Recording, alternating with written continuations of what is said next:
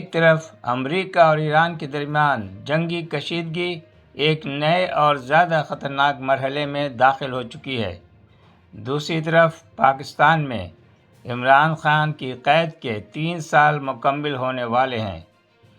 ان کی بہنیں رہائی اور مناسب طبی سہولیات کے لیے سرگرم ہیں اور 5 اگست 2026 کو ان کی مسلسل قید کے 3 سال مکمل ہوں گے۔ آج ہم انہی 2 موضوعات کا جائزہ لیں گے: دنیا جنگ کے کس مرحلے پر کھڑی ہے اور پاکستان سیاسی طور پر کس سمت بڑھ رہا ہے۔ السلام علیکم، میں ہوں شاہ جی اور آپ دیکھ رہے ہیں شاہ جی کی باتیں۔ آج 15 جولائی 2026 اور بدھ کا دن ہے۔ آئیے ناظرین، سب سے پہلے سنتے ہیں آج کا فکر۔ تاریخ کے بعض دن صرف کیلنڈر کی ایک تاریخ نہیں ہوتی بلکہ قوموں کے مستقبل کا رخ متعین کرتی ہے۔ میرا خیال ہے کہ پاکستان ایک ایسے ہی دن کی طرف بڑھ رہا ہے۔ ناظرین، امریکہ اور ایران کے درمیان حالات بہتر نہیں ہوئے اور نہ آگے مستقبل میں ہونے کے کوئی چانسز ہیں۔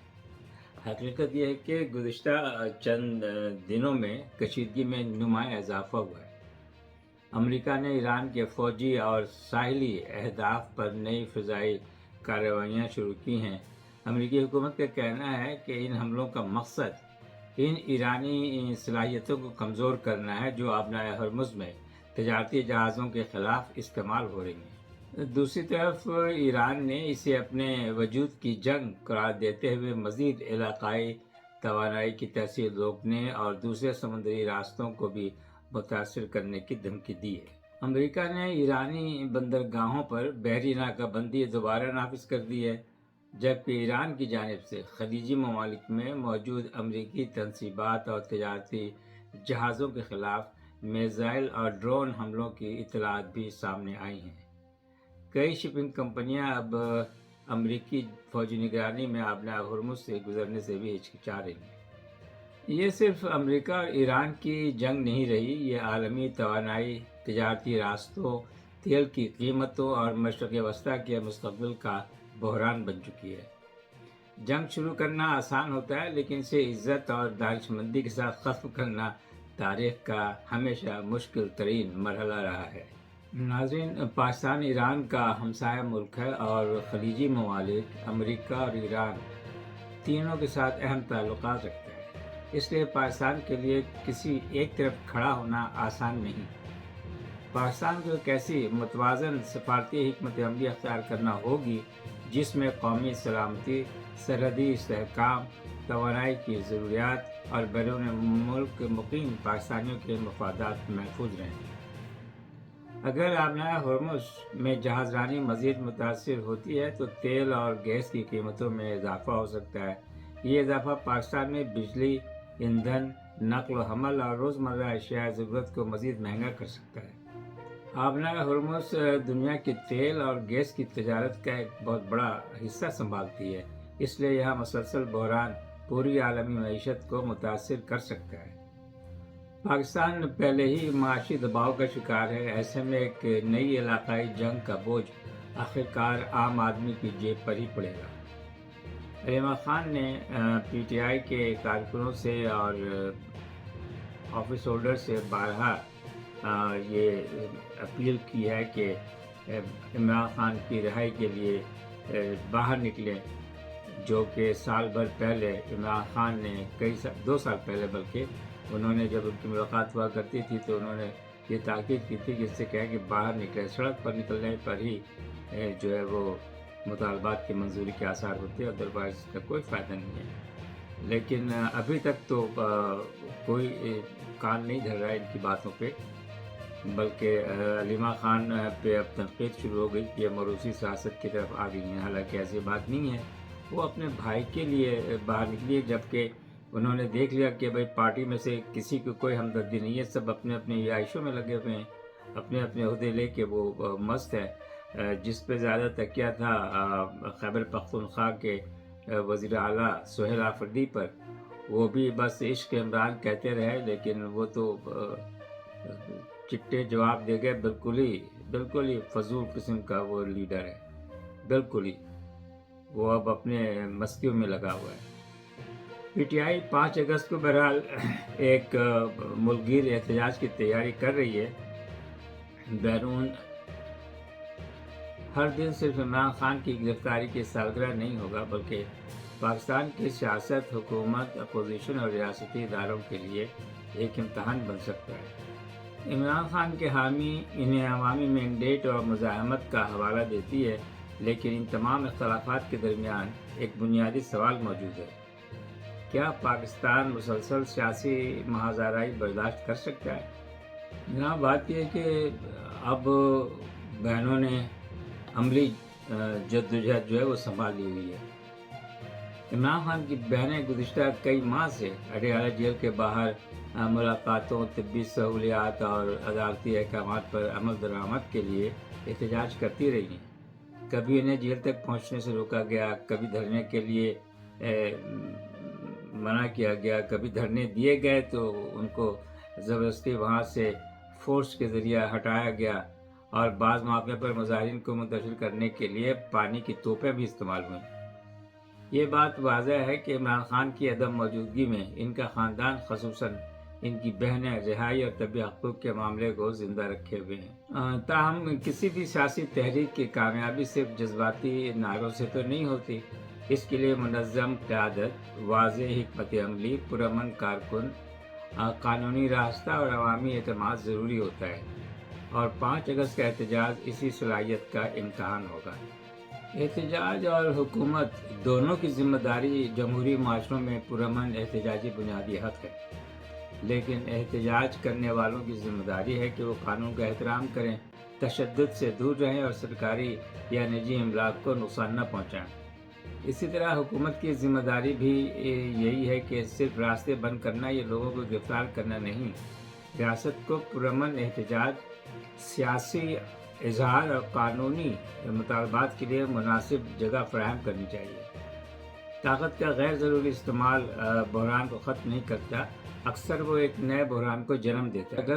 اگر 5 اگست کو احتجاج پرامن رہتا ہے تو حکومت کو بھی تحمل کا مظاہرہ کرنا چاہیے، اور اگر حکومت اپوزیشن دونوں تصادم کے بجائے مکالمہ اختیار کرتے ہیں تو شاید پاکستان ایک بڑے سیاسی بحران سے بچ سکتا ہے۔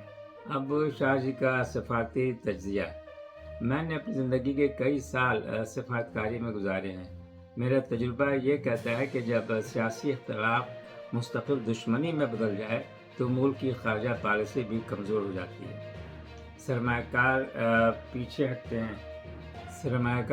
ہٹتے ہیں، بین الاقوامی اعتماد کم ہو جاتا ہے، معیشت غیر یقینی کا شکار ہوتی ہے، اور ریاست اپنے اصل مسائل کے بجائے داخلی تنازعات میں الجھ جاتی ہے۔ پاکستان کو آج ایک طرف امریکہ ایران جنگ کے تاثرات کا سامنا ہے، اور دوسری طرف ایک گہرا سیاسی بحران موجود ہے۔ ایسے وقت میں حکومت، اپوزیشن اور اداروں کو یہ سمجھنا ہوگا کہ ملک کسی ایک جماعت، ایک حکومت یا ایک شخصیت سے بڑا ہوتا ہے، لیکن ریاست بھی اس وقت مضبوط ہوتی ہے جب اس کے شہریوں کو انصاف، آئینی حقوق اور قانون کی یکساں حفاظت حاصل ہو۔ سیاسی مسائل کا پائیدار حل سیاسی مکالمے سے ہی نکلتا ہے۔ دوستو، تاریخ ہمیں یہ سبق دیتی ہے کہ طاقت وقتی خاموشی پیدا کر سکتی ہے مگر اعتماد پیدا نہیں کر سکتی۔ گولیاں میدان خالی تو کروا سکتی ہیں لیکن دل نہیں جیت سکتی، اور پابندیاں آوازوں کو وقتی طور پر روک سکتی ہیں مگر سیاسی سوالات کو ختم نہیں کر سکتی۔ دنیا میں بڑی جنگیں آخرکار مذاکرات کی میز پر ختم ہوئی، اسی طرح پاکستان کا سیاسی بحران کسی نہ کسی دن بات چیت، آئین اور عدالتی انصاف کے ذریعے ہی حل ہوگا۔ اصل سوال صرف یہ ہے کہ ہم اس راستے کا انتخاب کتنی دیر بعد اور کتنی قیمت ادا کرنے کے بعد کریں گے۔ ناظرین، آخر میں صرف اتنا کہنا چاہوں گا، امریکہ اور ایران کے درمیان بڑھتی ہوئی جنگ پوری دنیا کے لیے خطرہ ہے، اور پاکستان کے اندر بڑھتی ہوئی سیاسی تقسیم خود پاکستان کے لیے خطرہ ہے۔ 5 اگست ایک بڑا سیاسی امتحان بن سکتا ہے۔ یہ دن بتائے گا کہ احتجاج کس حد تک منظم اور پرامن ہے اور حکومت کس حد تک تحمل، قانون اور سیاسی بصیرت کا مظاہرہ کرتی ہے۔ کیا 5 اگست کا ملک گیر احتجاج عمران خان کی رہائی کی تحریک میں ایک فیصلہ کن موڑ ثابت ہوگا، یا یہ بھی ماضی کے احتجاجوں کی طرح کسی واضح نتیجے کے بغیر ختم ہو جائے گا؟ ناظرین، اپنے کامنٹس میں اپنی رائے میں ضرور لکھیے، مجھے انتظار رہے گا۔ ناظرین، شاہ جی کی باتوں کو آپ اگر ابھی تک آپ نے لائک نہیں کیا، شیئر نہیں کیا اور سبسکرائب نہیں کیا ہے تو پلیز برائے مہربانی سبسکرائب کیجئے، دوستوں کے ساتھ شیئر کیجئے اور اس کو کوشش کریں کہ دوستوں سے بات کریں اور اس کو آگے بڑھانے کی کوشش کریں۔ ہم تو آپ کے سہارے پر ہی ہوتے ہیں۔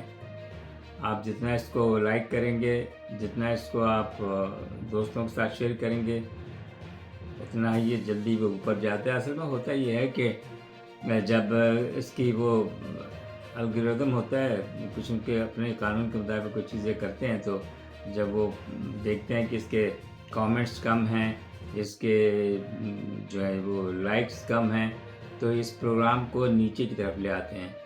جو ہی جب یہ اوپر جاتا ہے تو پھر وہ دیکھتے ہیں کہ کتنے لوگوں نے پسند کیا ہے، کتنے لوگوں نے لائک کیا ہے، کتنے لوگوں نے سبسکرائب کیا ہے، اس حساب سے پھر اس کو بھی یہ ریگارڈ کرتے ہیں، ادروائز وہ پھر نیچے کی طرف آنا شروع ہو جاتا ہے۔ تو مجھے امید ہے کہ آپ میرا ساتھ دیں گے، 6 مہینے سے تو دے رہے ہیں، آئندہ بھی دیں گے انشاءاللہ۔ آپ سے گزارش ہے کہ ضرور میری ہیلپ کیجیے۔ آئندہ کی طرح، ہر ہفتے کی طرح اور ہر ایپیسوڈ کے ساتھ میں آپ سے ریکویسٹ کرتا ہوں کہ آپ اپنے دوستوں، جاننے والوں، عزیز و احباب کا بہت خیال رکھیے اور ان کو اپنی دعاؤں میں یاد رکھیے۔ اور ناظرین، جب آپ دعائیں کریں تو اس میں مجھے بھی ضرور یاد کریں، میں آپ کی دعاؤں کا بڑا محتاج ہوں، دعاؤں میں یاد رکھا کریں مجھے بھی۔ انشاءاللہ اگلے ایپیسوڈ کے ساتھ پھر ملاقات ہوگی۔ اجازت دیجیے، اللہ حافظ۔